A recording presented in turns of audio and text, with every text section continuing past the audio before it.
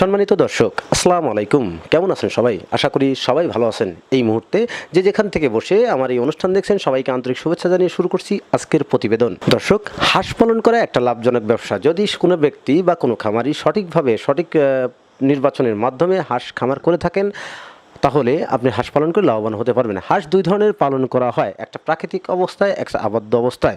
দুই ধরনের হাঁস পালন করে খামারিরা লাভবান হতে পারবে।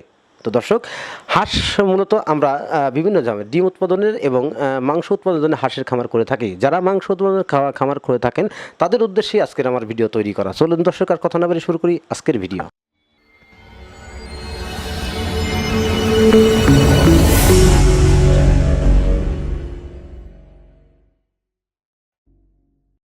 দর্শক, মাংসের জন্য মূলত দুই ধরনের হাঁস পালন করা হয়ে থাকে। একটা হচ্ছে বেইজিং এবং খাকি ক্যাম্বেল।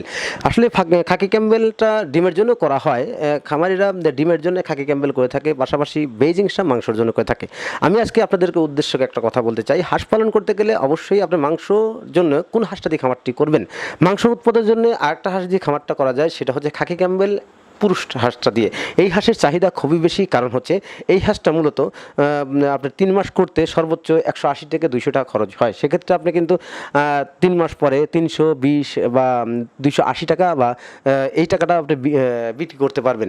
সেক্ষেত্রে আপনি দেখা যায় খরচ টরচ বাদ দিয়েও প্রতি বাৎসরিক বা প্রতি 3 মাস পর যদি হাঁসগুলি বিক্রি করেন, সেক্ষেত্রে 1000 হাঁস থেকে প্রতি মাসে 1 লাখ টাকা প্লাস ইনকাম করা সম্ভব। কারণ বেইজিং হাঁসের তুলনায় ক্যাম্বেল হাঁসের যে পুরুষটা, এটা চাহিদাটা খুবই বেশি। কেন চাহিদা বেশি? কারণ হচ্ছে একটা গরিব মানুষ, তারও তো মাংস খেতে মন চায়। কারণ হচ্ছে একটা গরিব মানুষ, তারও কিন্তু মাংস খেতে মন চায়। কারণ একটা হাঁস যদি আপনি 300 টাকা দিয়ে কেনেন, সেক্ষেত্রে যদি 1.5 কেজি প্লাস মাংস হয়, সেক্ষেত্রে একটা পরিবারে কিন্তু হাঁসটা নিয়ে সবাই খেতে পারবে। কিন্তু পক্ষান্তরে যদি আপনি বেইজিং হাঁসটা 3 কেজি ওজন করেন, সেক্ষেত্রে যদি 600, 700 বা 800 টাকাও দাম হয়, সবাই কিন্তু ক্রয় করে খেতে পারে না।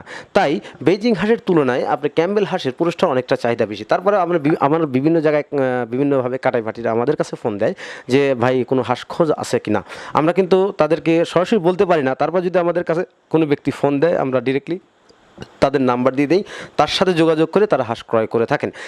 এই হাঁসগুলো দিয়ে খামার করার পূর্বে অবশ্যই আপনারা সতর্ক থাকবেন। আমি আশা করব আমার কথাগুলো আপনারা অবশ্যই বুঝতে পারছেন, এবং যদি কোনো সমস্যা হয়ে থাকে বা আমার কথা বোঝার সমস্যা থাকে, আমার ফোন দিবেন, আমার নাম্বারে ফোন দিয়ে, তাহলে আমার সাথে অবশ্যই যোগাযোগ করতে পারবেন। আর তারপরে ভিডিওতে কথাগুলো বুঝতে বা অন্য কোনো সমস্যা থাকলে অবশ্যই আমাকে কমেন্ট করে অবশ্যই জানাবেন। তো দর্শক, আজ এ পর্যন্ত দেখা হবে পরবর্তী ভিডিওতে। ততদিন ভালো থাকেন, সুস্থ থাকেন। আল্লাহ হাফেজ। ধন্যবাদ।